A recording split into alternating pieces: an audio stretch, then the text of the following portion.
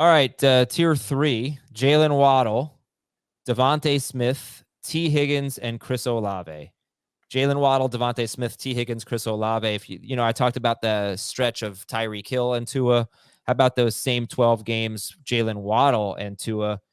He scored enough fantasy points per game to be, I think, the number 4. Oh, no. Yeah, it's a little bit different. Sorry. Number 8 wide receiver. There was a better stretch for him before Jalen Waddle got hurt because he was slowed down a little bit toward the end of the season. Anyway, tier 3 is Waddle, Devontae Smith, T. Higgins, and Chris Olave. And Jamie, are these guys suitable number 1 wide receivers if you do wait until early round 3 to take one?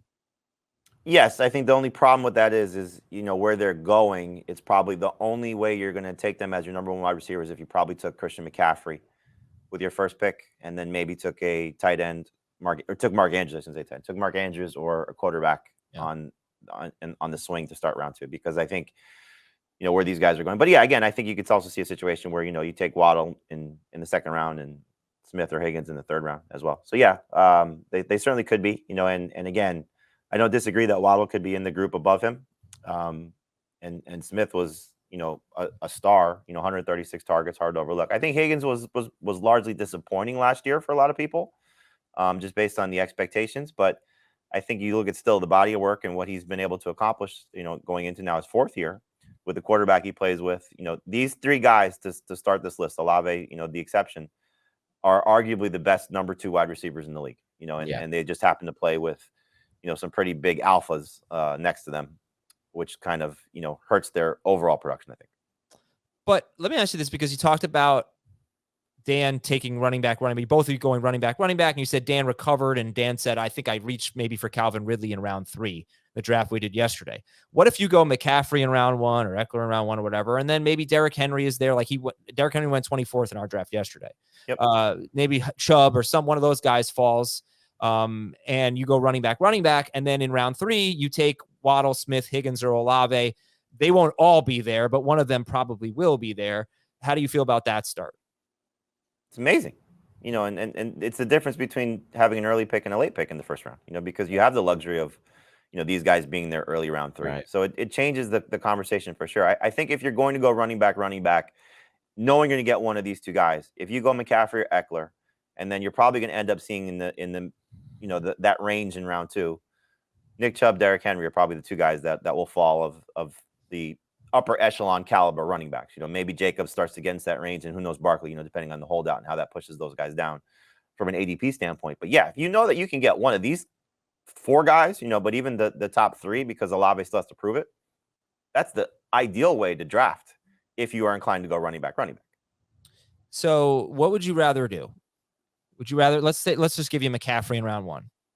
And then let's say you get Derrick Henry in round 2, which, looking at different forms of ADP, seems actually pretty realistic. Would you rather have McCaffrey, Henry, and Higgins? I don't think you're going to get Waddle. He's the first one to go in this group. But McCaffrey, Henry, Higgins, Devontae Smith, Olave, one of those 3? Or McCaffrey, let's say Garrett Wilson, and maybe Ramondre Stevenson, Najee Harris, Jahmyr Gibbs, a round 3 running back. Which start do you like better? I think I prefer that running back start more. So it's Henry and Olave, Higgins, or Smith versus what did I say? Garrett Wilson? Garrett Wilson, and then you get like a Ramondre Stevenson. In this scenario, I would prefer that. But what I would probably do ideally would go McCaffrey, Wilson, Waddle, or McCaffrey, Wilson, Smith. Yeah. Take the 2 receivers next. That's the build I prefer more. Fair enough. Last question about this group here. Do any of these guys have top 5 upside? 1,400 yard, 8 to 10 touchdown kind of season upside? You're saying assuming no injury to the assuming no injuries to quarterbacks, no injuries to wide receivers, no injuries to anyone. I think Olave would be the only one, but then that would also rely on Michael Thomas getting injured again.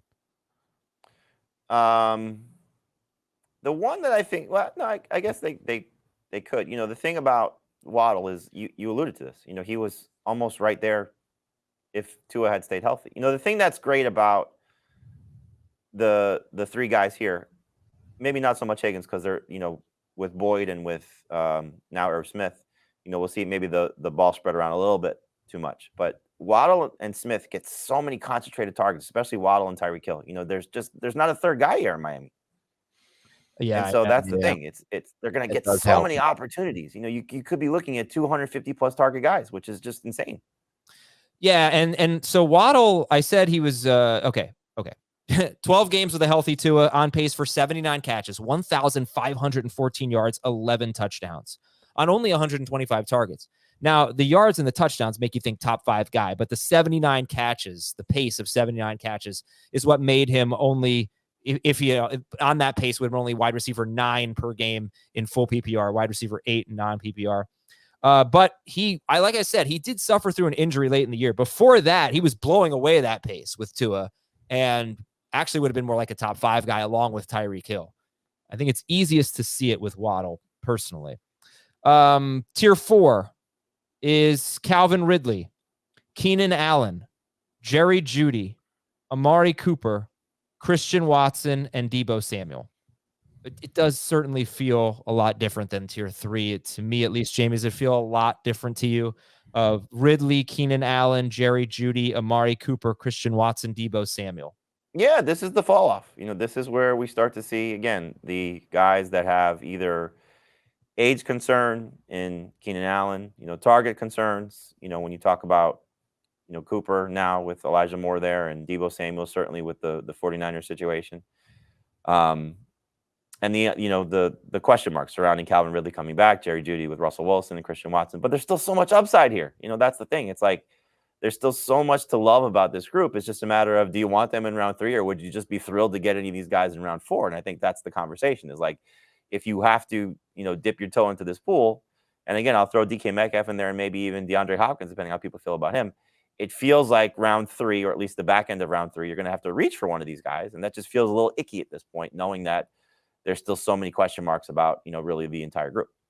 I end up taking a lot of Calvin Ridley in round 3, and I get criticized for it. Oh my God, you took him again. A lot of these analyst drafts, I get to this point and I'm like, okay, here's my second wide receiver. I hate the running back group at this point, to draft those guys in round 3 as well. And so I'm just going to take the best receiver for me, and that ends up being Calvin Ridley. And then it's like, oh, could I have gotten him in round 4? And that's just the gamble you have to take. Ugh, it's such a no man's land when the top 3 quarterbacks are off the board. Yeah. There's a group of running backs that you like, but as Jamie's saying, you like them a lot better in round 4, and some of them are going to be there in round 4. And then there's this group of wide receivers because Higgins, Olave, and Smith have come off the board. We're talking about a later round 3 pick. And so, yeah, go ahead, Dan. You took Ridley in round 3 too. That was the spot. It was the late round 3. I think it was the 10th pick overall or the 9th pick overall. And it's like, I was actually between Ridley and Keenan Allen. I like Keenan Allen a considerable amount more than I think most the consensus right now. It sounds like more than you guys like him right now. And I understand the drawback with Allen. It's more of just a floor play for me. I still think he's their go-to guy on third downs in those key spots, and he still has a very good chance of getting 100 receptions. But I think that if you're taking receiver here, you just have to understand that you're banking, like at this point of your draft, guys like Keenan Allen, Amari Cooper, for example, these are the 2 that stand out to me the most of this list. And Ridley, he's not on the graphic, but he's in this tier. Actually, let's take out Ridley for a second. Keenan Allen, Amari Cooper. You're still getting a solid floor out of those 2. Yes, there's more target competition for Amari Cooper, but he's still the number 1 guy. He's still the outside guy, and he's the only one who developed a rapport with Watson last year, and they look pretty good together. Keenan Allen, same type of situation. Yes, Quentin Johnston's there, but he's still the one who has the best rapport with Justin Herbert. Mike Williams is there, but he gets injured all the time. So I still feel like there's a solid floor with both of those players, and at this stage of my draft, I do want floor because, as you mentioned, Adam, I'm not the running backs I like in this spot, and I end up taking a lot of running backs. But like you said, some of them feel a little bit gambly. Some of them feel like, oh, I can get them around later, and maybe I'm not baking in the downside as much here with these players. But I do feel like there's solid floor plays left, at least in Cooper and Allen. Yeah, actually, the more and more I think about this tier, I think I really, the more I like it. I like all these guys. I love this tier. It's scared just where we're drafting this tier. That's the question. That's what it comes down to. It's like, so I'll give you my dilemma in this draft yesterday, and I kind of did this on purpose because I wanted to play it out. So I started my draft at the 7th spot with Bijan Robinson and Tony Pollard fell to round 2. That's not something I expected. So when Pollard was there, I was like, okay, I'm gonna go running back. Round 3, Mark Andrews made it back to me. No brainer. I'm gonna take Mark Andrews. So now I go, okay, no wide receiver for the first 3 rounds. Then it comes to round 4, and I'm staring at Christian Watson and Jerry Jeudy, and I have Jeudy ranked out of Watson. So Jeudy Watson versus Aaron Jones. And I'm like, you know what? I want to play this out. So I played it out by taking Aaron Jones in round 4. If this was a real draft, I would have taken Jeudy. But I just wanted to see how the build would work out. But that was my dilemma. And so do I take what I considered the best player on the board, which is Aaron Jones? Right. Or do I try and just go and now focus on my receiving core? Now, the way it ended up working out for me, I thought was still pretty good because I got DK Metcalf in round 5. I still got Mike Williams. I got Jahan Dotson. I'm okay with that group, knowing how I started my team. But there's no, again, guy that I would consider to be the number one receiver. No lead singer, no alpha guy. And so I still think these guys could all be number one receivers. It's just a matter of, again, their ceiling feels a little bit capped. You say this all the time, Adam. Who's got top 10 upside? I don't know if these guys, maybe Jeudy, maybe Ridley. Keenan Allen's probably going to need to stay healthy and just, rack up catches to get there. But I think those are the guys, because I don't see Deebo Samuel, if he's not getting carries, getting there again. I don't know if Christian Watson's going to get there yet. And Amari Cooper just feels, again, like a guy like Dan said. I feel like his floor is super safe. His ceiling is just not that high. Like, I think it's a good ceiling. I just don't think it's a great ceiling.